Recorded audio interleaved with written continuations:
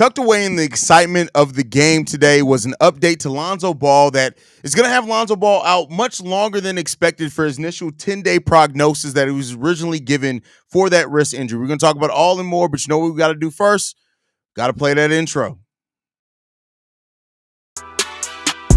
You are now tuned in to Chicago Bulls Central, your number one place for all Chicago Bulls news and content.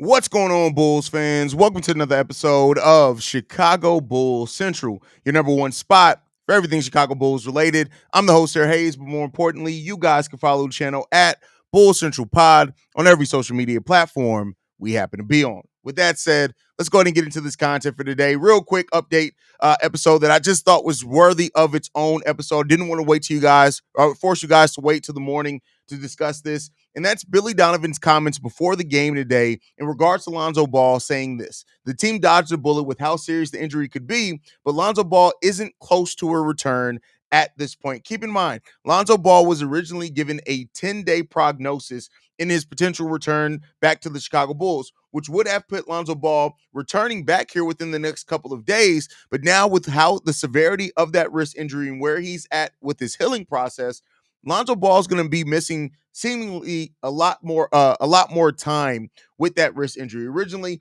he was looking at coming back around November 11th with that Cleveland Cavaliers game or the November 9th game against the Atlanta Hawks. Now that could be pushed out quite a bit.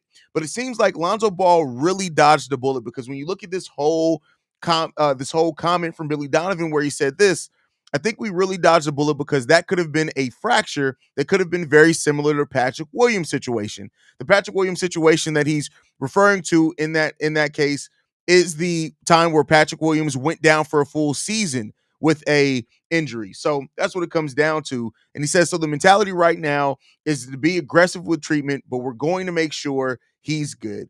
This is really disappointing when it comes to Lonzo Ball, just because of everything that Lonzo's had to already overcome when it's come down to making his return to the basketball court. And it's really kind of sad in a lot of ways as well that it's not even Lonzo's knee that's the issue here. It's the wrist. And when you go back to it, Lonzo has been a historically slow healer for injuries over the course of his NBA career. This is even before the major knee surgery that left him out as long as that he did. Now, Billy Donovan did give something with it. He said this: the swelling has gone down. He's still in the brace and splint. It's going to be one of those things where it all depends on how long it takes to heal. I think they're going to be aggressive with the treatment and therapy and cautious to not do anything that will set him back. I think he had mentioned that if he gets going too soon and it's too much too early, that could be a problem. And this just is the history of Lonzo Ball. This is just what we've seen from Lonzo Ball over the course of his career. He suffers injuries. He ends up being out longer than the normal recovery time for injuries. And this is unfortunate. Like I said, more than anything, I'm sure it's frustrating for Lonzo Ball to finally get back on the basketball court after almost 3 years.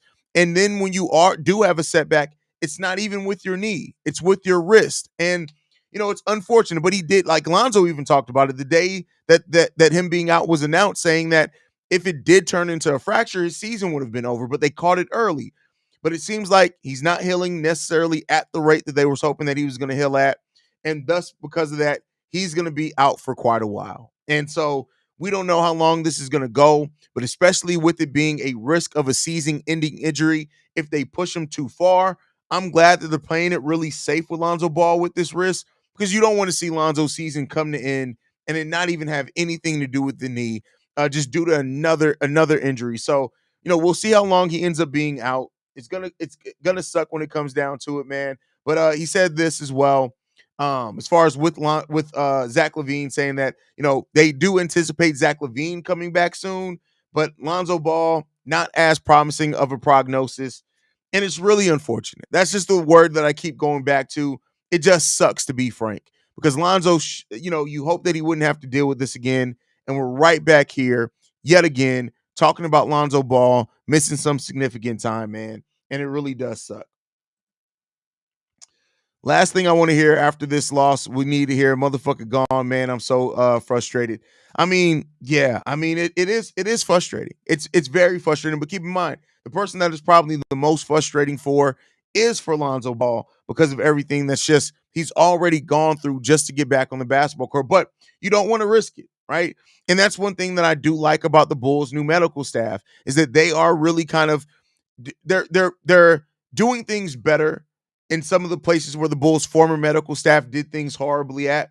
Even the fact that they caught it as early as what they did is great, right? Because like I've said many times, the Bulls training staff literally almost killed Luol Deng. That's not hyperbole. So, the fact that they're being as precautious with him, that they caught something that could have turned into a fracture at the end of the season, they caught it early enough.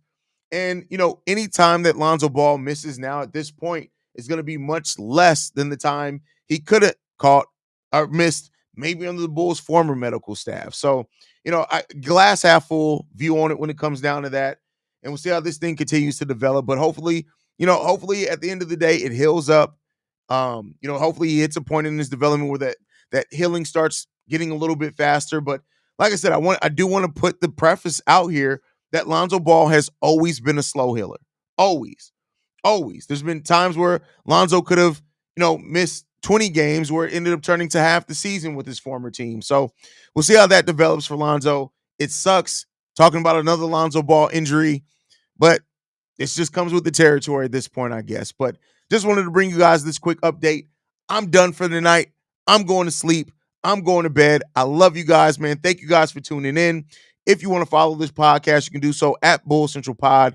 You can send us any feedback, questions, comments, concerns, bullcentralpod@gmail.com. Lastly, if you want to leave a text message and our voicemail for the mailbag, the number to do so, 773-270-2799. We are the number one spot for everything Chicago Bulls related, but that's thanks to you guys.